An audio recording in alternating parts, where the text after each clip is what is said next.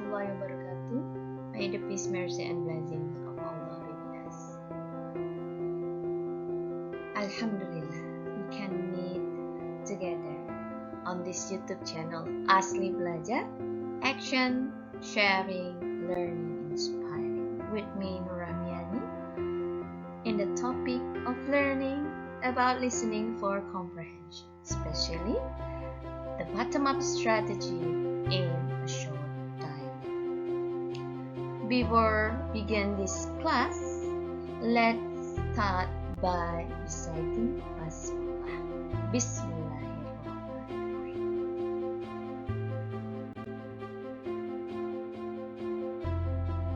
Please take a look into this short dialogue. I would like you to listen to my speech carefully. I am going to speak in two stages of spoken. First as a woman and then the second one as a man. The woman: it's too bad that you have to stay here and work during the school break. The man: I really wish I could go with you and the others to Palm Springs.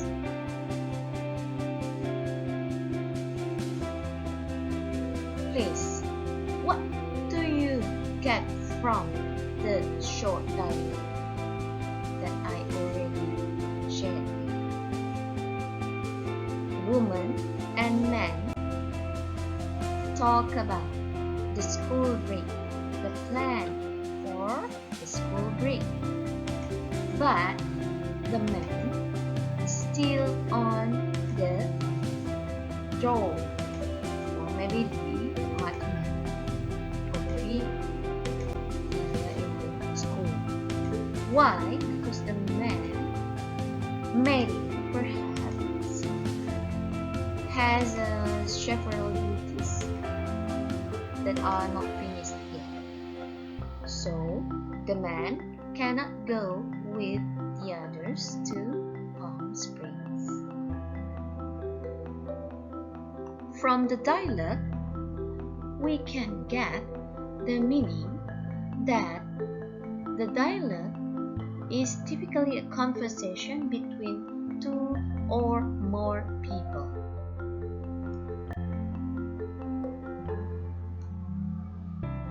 But for the English test, a dialogue literally means a talk between two people. As I said before, woman and man, they talk about the school break. The man cannot go with the others because maybe he has a specific duties. So, in this English test, sometimes we can hear two people that discuss about a particular issue. The topic of spoken is sometimes used casual communication, called colloquial language. I can share you that a casual communication is typically an informal communication between friends, between college. They use familiar words, the idioms that usually used in the informal situation, like a native speaker talk in the daily activities, something like that. Yes, the linguistic part, we can call it a colloquial language. And how about short dialogue? Because this is a short dialogue, so of course the use of time is also short, and the stretch of the spoken also short. So short dialogue is the idea, thought, or feeling is spoken in short span of time, and sometimes it is on two stretches of spoken. Like this example, between woman and man, woman with one stretch of spoken, and then the man with one stretch of spoken.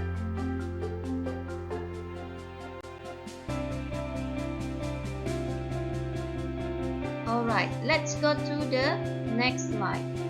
Bottom-up strategy in a short dialogue.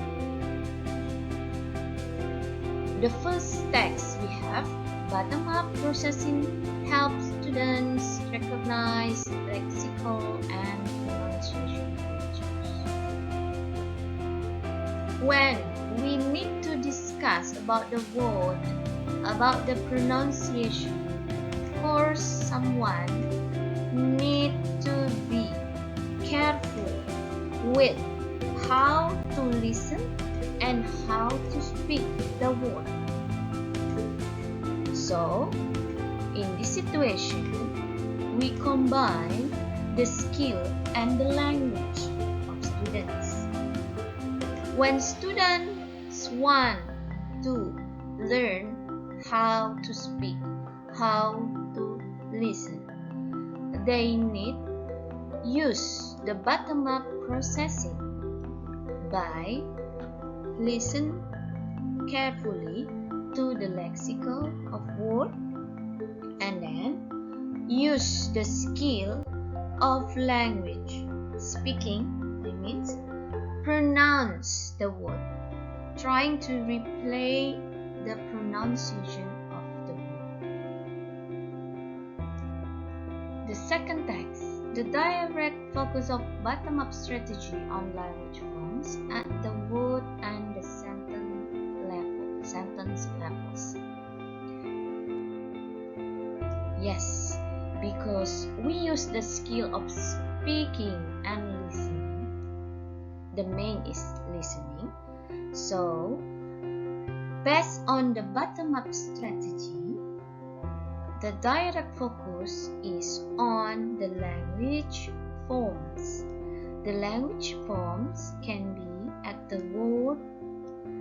We have the noun, we have the verb, we have the adjective, we have a word, we have a phrase, we have the clause, and the sentence levels. We have a structure of sentence like subject, predicate, and object. We have a main clause, subordinate clause, combination between two sentences, the complete sentences, the complex sentences. So, all of that, the bottom-up strategy make us, the students, to be focused on the language forms. Next, the target of whom this strategy can be used. Of course, all of the students can use this strategy, but this is better if the lower level students use this strategy, especially for those who want to expand their language repertoire. What the meaning of the repertoire? It is a kind of the activity that support an art, an artist, a drama, a performance, something like that. So the student use the script, use the text. They need to speak similar with the text, and then they try to listen to the script, the audio, and repeat it again by several performances. And it is useful for improving the awareness of linguistic features of the input, the speed and accuracy of perceiving and processing oral input will increase.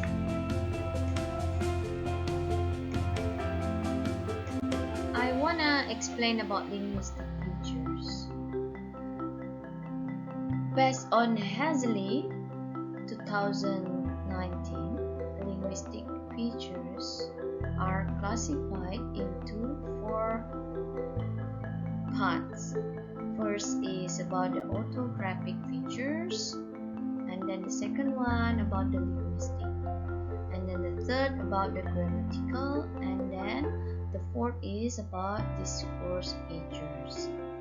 So, from the first until the fourth parts of linguistic features, how students to be aware with the alphabet, the capital letters, the spelling, the punctuation. How about the words that performs an informal way, formal way, the abbreviation, and then how about the grammatical part? It is right or not, the sentence, the structure is right or not, and then how about the coherence between the word one to the others. All of that we try to be aware so we can improve the awareness regarding the linguistic features. And how about the speed and accuracy of perceiving and processing oral info will increase? Yes, we talk about the fluency, the accuracy, how the flow, the efficiency with which you express your idea, or we listen to the friend's idea they speak in front of you.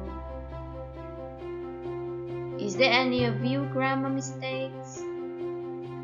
And then do you can get the misconception from the part of speaking? And can you imagine what kind of the idea inside the speaking? And then how about the accuracy? We can talk about the correctly of the grammar, the punctuation. Is it true in the past tense? For example, I speak like this. As I said before, please do not talk with him. Is this in the part of present tense or in the part of past tense? Is there any article in the words? Is it true or not? Something like that. So, if our awareness improves, we can perceive and we can get the intonation, good intonation. So, we can process the input based on the speaking.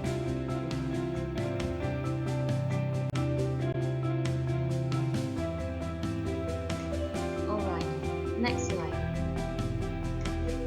To develop bottom-up process, students could be asked to first distinguish individual sounds, word boundaries, and stressed syllables. The second one, the student have to identify thought groups. The third, the student have to listen for intonation patterns in utterances. Next, the student need to identify grammatical forms and functions. Next one, the student need to recognize contractions and connected speech. And then the last one, the student need to recognize the linking words. Next slides, I will explain one by one how to develop the bottom-up processing for students. The first explanation about how to distinguish individual sounds, word boundaries, and stressed syllables. here is. Please read the text on the slide. Please be aware with individual sounds. We have consonant sounds, we have consonant clusters or blends, and we have vowels. And the consonant sounds, there are voices and unvoiced. Voiced consonants require the use of the vocal cords to produce their signature sounds. It means that we need to be powerful to pronounce the consonants. Voiceless consonants do not.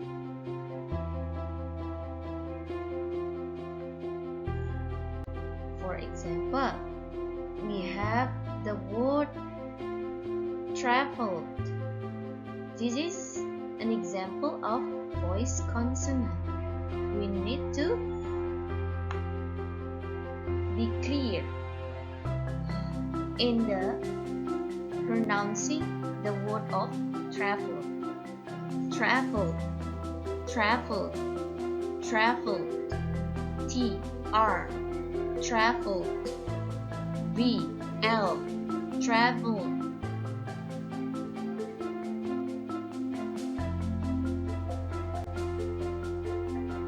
On the other hand, we have unvoiced consonant, or we can call it voiceless consonants. It means that we do not use the vocal cords to produce the percussive sounds. For example, we have wash, wash. There is W, A, S, H. So we can do a voiceless consonant that increase the powerful of the percussive sounds. Wash, wash, unvoiced consonant. And then how about the consonant clusters or blends? We blend the consonant. We combine two consonants, for example B and L. We blend the pronunciation. Black, black. Three, three.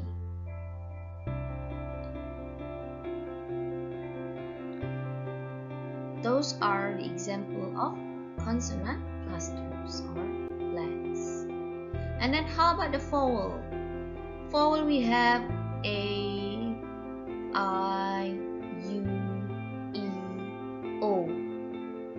From those vowels, we can say on a word in a short vowel and in a long vowel.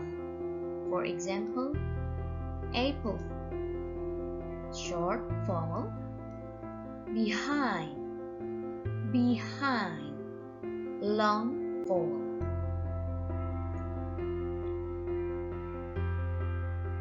The second one, we talk about word boundaries.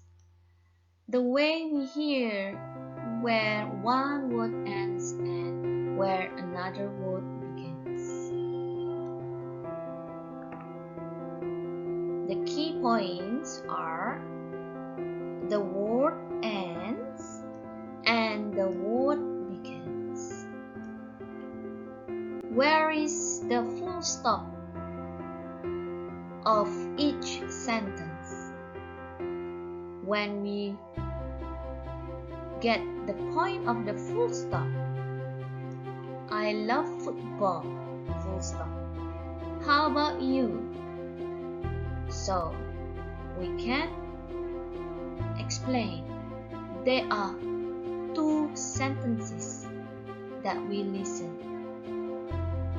The first sentence is a positive sentence.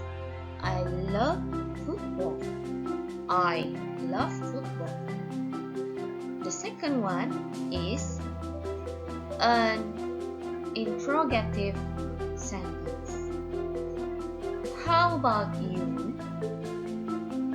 So, we need to be aware with the punctuation. Full stop and then the question mark. Where the one word ends after football and where another word ends. How? And then stop again. You. And then we have a next sentences. Maybe yes, I like football. So we can improve the awareness of combination word boundaries. Where is the first, the beginning, and where is the end of the sentence. Of course, from the situation of the speaking, not from the text, but for the speaking.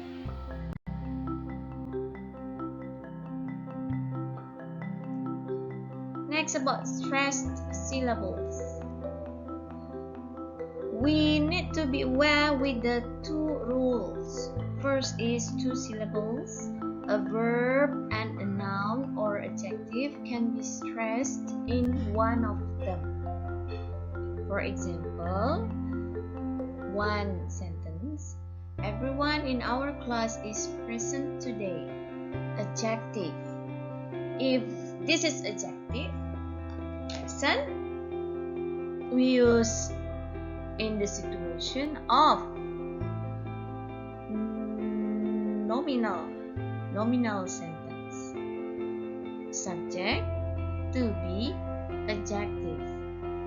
Everyone is our class as a subject. Is to be present is an adjective. Is an adjective. Yes. So we can make a stressed syllables on the word present. Present. And the next, how about the noun? Yes, of course we can do it similar with the first example. She gave her friend a lovely present. Present. Give. This meaning is a gift. The present is a gift. She gave her friend a lovely present. So we can distinguish this is noun or adjective when we aware where is the position of the word.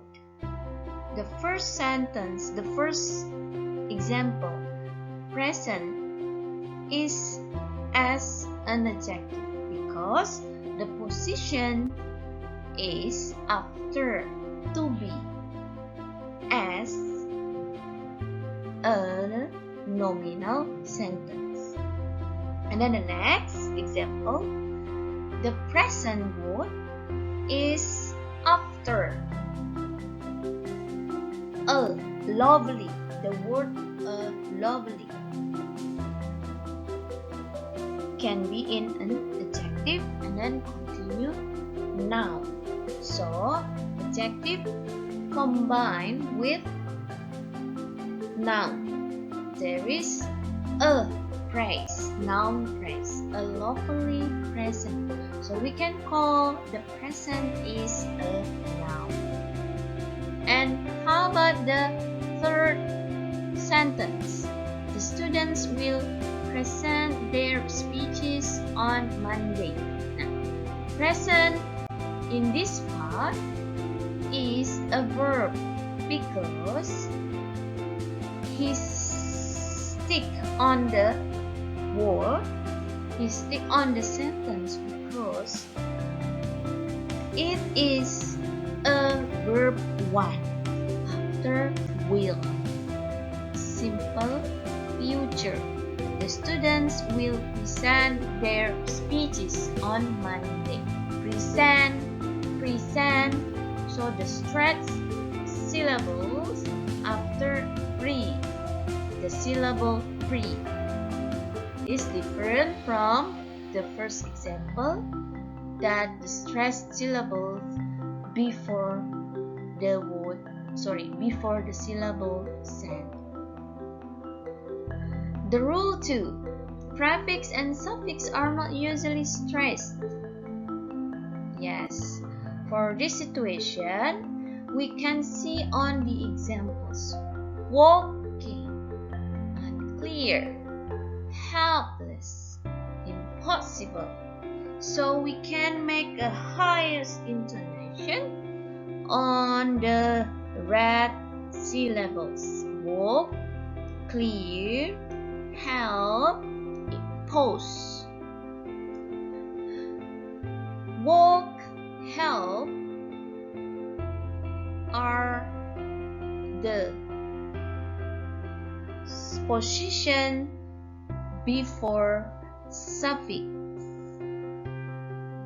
Clear, pause are in the position after prefix. So we can make a high intonation, raise the intonation. Walking, unclear, helpless, impossible. That is the point of the stressed syllables.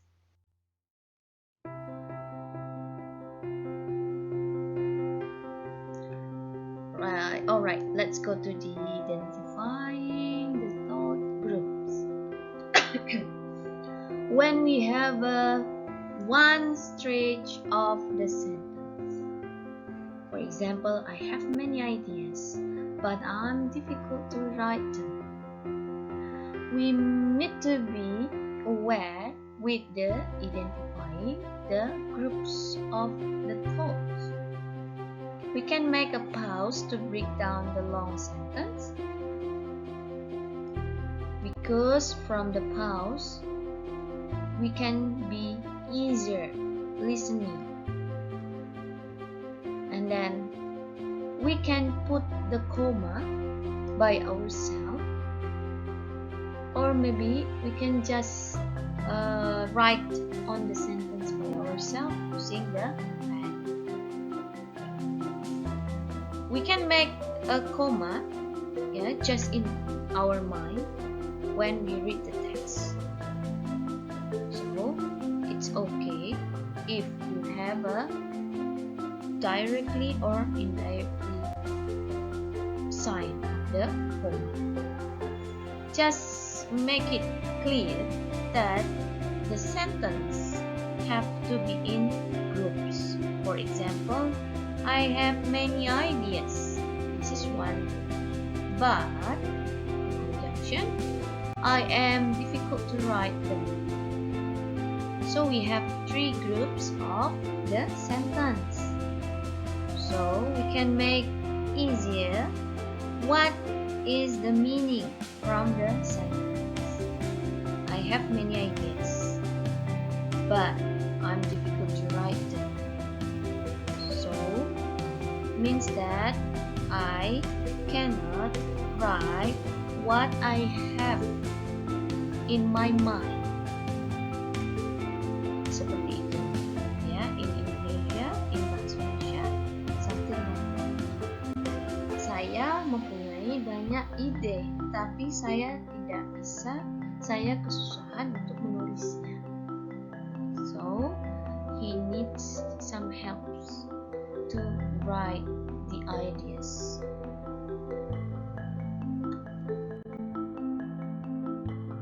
And the next, listen for intonation patterns in utterances. As I said before, in the stressed syllables, we need to be aware with the intonation patterns. Where is the position of falling? Where is raising? Where is fall, raise? falling, so the voice falls on the final stressed syllable. For example, in our WH question, what, where, when, why, where. So we need to fall the voice on the final stressed syllable. For example, like this: what time does the concert finish? Finish. What time does the concert finish? Okay, here's the key you want. Okay, here's the key you want. Falling. Decrease the intonation. And next, rising. Rising. Voice rises at the end of a sentence. Very common in yes/no question. For example, are you hungry? Are you hungry? Are you hungry? Are you hungry? Are you hungry?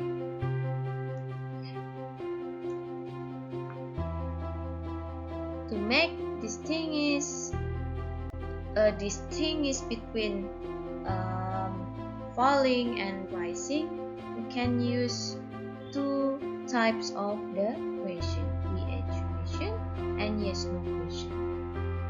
And then fall, rise, voice falls then rises. For the statement that we are not sure about it and when we request information somebody to do. For example, it is crowded every day in the middle morning. Things improve after that. Would you like a cup of coffee? Would you like a cup of coffee? Would you like? This is rising. Cup of tea. Falling. It is crowded every day. It is crowded. It is crowded. Rising. It is crowded every day. Falling. In the middle morning. In the middle morning. It is crowded every day in the middle morning. Would you like a cup of tea? Those are the examples of intonation patterns. Next, how to identify the grammatical forms and functions. Do you still remember parts of speech? They are nouns, adjectives, adverbs, verbs, article, and so on. From each part, learners should distinguish two levels of linguistic units. We have grammatical form levels, such as code classes, phrases, clauses. For example, like this: book, a book, a lot of books, the books that I have,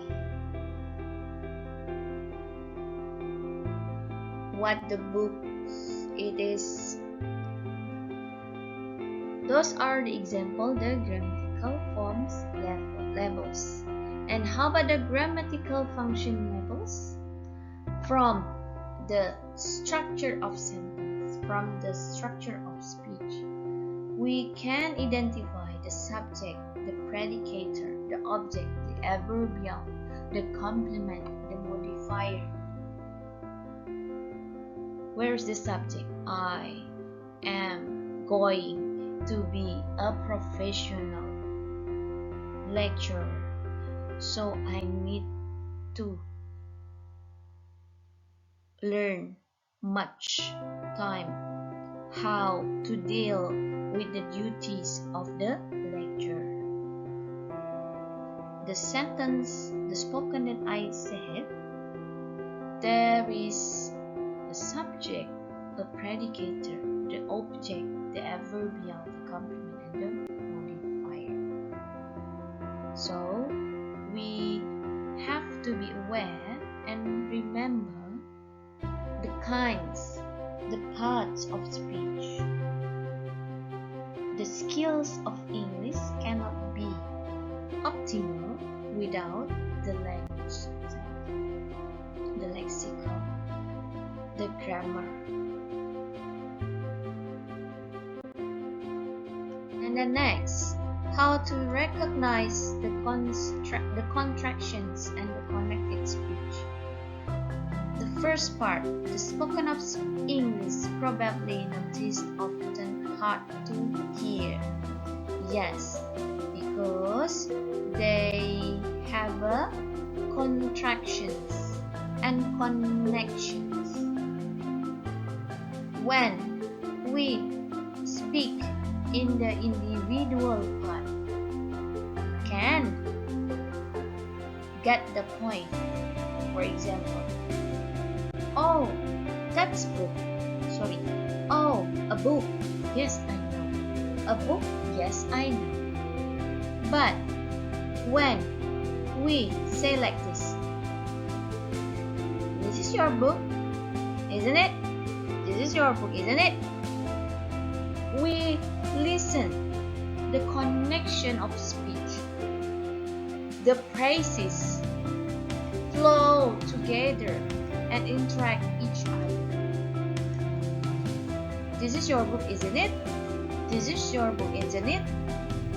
The speech, the fluency of the speech make a phrase, a word flow together, interact each other. We can call it a connection in speech. The other way, when the native speaks, it's, then it is. He or she shows the contractions, the contraction of phrases. It's, it is. As I said before, this is your book, isn't it? This is, isn't it? We can call it contraction of phrases.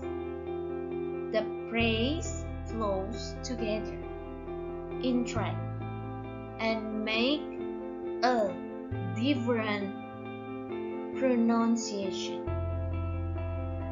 Contraction of the pronunciation on the phrases. So, we need to be aware, we need to be usual to listen to the native speaker's speech to get the recognition of the connection and contraction of phrases. Next, recognize linking words. Linking words is similar with conjunction words.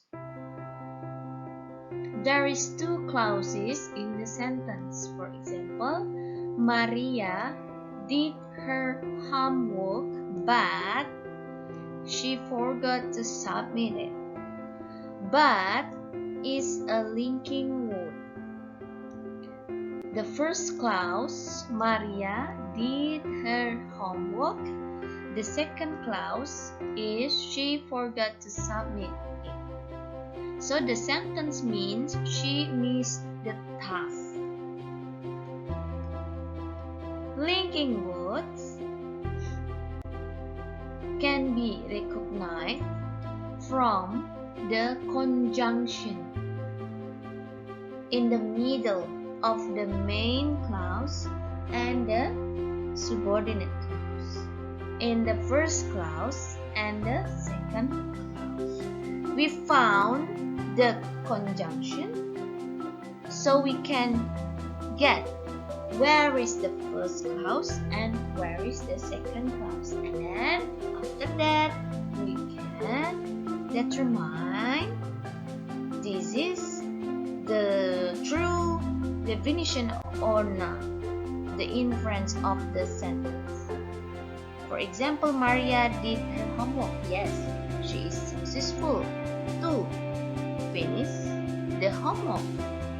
But, conjunction, but she forgot to submit it. She is unsuccessful to submit the homework.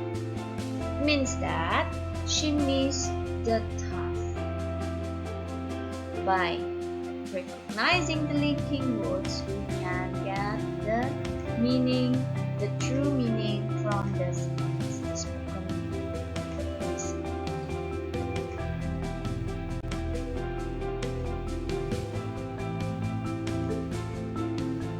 Alright, that's all the explanation of the bottom-up strategy in a short time. Please, students, the learners, you have to be aware with the real-life listening.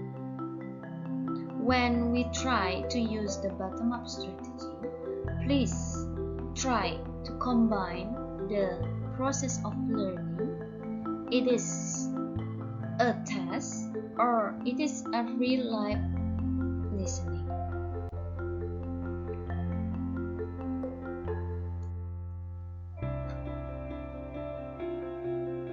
A good reasons for us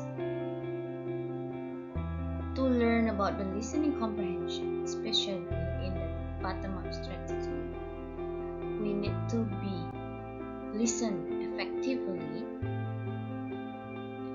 even we faced with unfamiliar vocabulary or structures.